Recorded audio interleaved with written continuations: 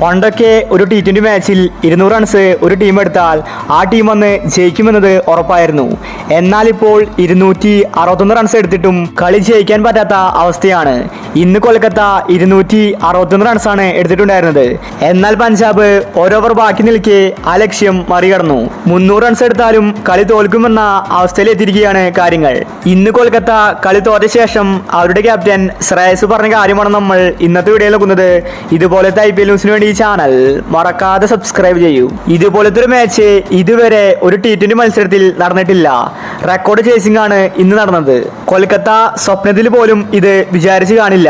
അടിക്ക് തിരിച്ചടിയാണ് ഇന്ന് പഞ്ചാബ് കൊടുത്തത്. ഇന്ന് കളി തോറ്റ ശേഷം ശ്രേയസ് പറഞ്ഞത് ഇങ്ങനെയായിരുന്നു: എനിക്കിപ്പോഴും വിശ്വസിക്കാൻ സാധിക്കുന്നില്ല. ഞങ്ങൾ ജയിച്ചുവെന്ന് ഉറപ്പിച്ചതായിരുന്നു. എന്നാൽ പഞ്ചാബിന്റെ കളി എന്നെ ശരിക്കും ഞെട്ടിപ്പിച്ചു കളഞ്ഞു. 261 റൺസ് എടുത്തിട്ടും ഞങ്ങൾ തോറ്റിരിക്കുകയാണ്. ഇതിലും വലിയ നാണക്കേട് ഞങ്ങൾക്ക് കിട്ടാനില്ല. എന്താണ് സംഭവിച്ചതെന്ന് എനിക്ക് വ്യക്തമല്ല. ശരിക്കും ഇത് പിച്ചിന്റെ കുഴപ്പമാണ്. സെക്കൻഡ് ബാറ്റിംഗിൽ പിച്ചിന്റെ സ്വഭാവം മാറിയിരിക്കുകയാണ്. ഇതുപോലത്തെ ഒരു പിച്ചിൽ 300 റൺസ് പോലും ഈസി ആയിട്ട് അടിക്കാൻ സാധിക്കും. ഫസ്റ്റ് ബാറ്റിംഗിൽ ഞങ്ങൾ കഷ്ടപ്പെട്ടിട്ടാണ് റൺസ് എടുത്തത്. എന്നാൽ സെക്കൻഡ് ബാറ്റിംഗിൽ പഞ്ചാബിന് ഈസി ആയിട്ട് റൺസ് അടിക്കാൻ സാധിച്ചു. ഞങ്ങളുടെ ബൗളേഴ്സ് അതെന്നോട് വ്യക്തമാക്കുകയും ചെയ്തു. അവർ എങ്ങനെ എറിഞ്ഞിട്ടും പന്ത് ടേൺ ചെയ്യുന്നില്ല.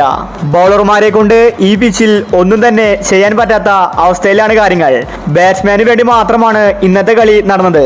ഞങ്ങൾ 300 റൺസ് എടുത്താലും ഇന്ന് ചിലപ്പോൾ ഞങ്ങൾ കളി തോറ്റേനെ. അതായിരുന്നു ഇന്നത്തെ മാച്ചിന്റെ അവസ്ഥ.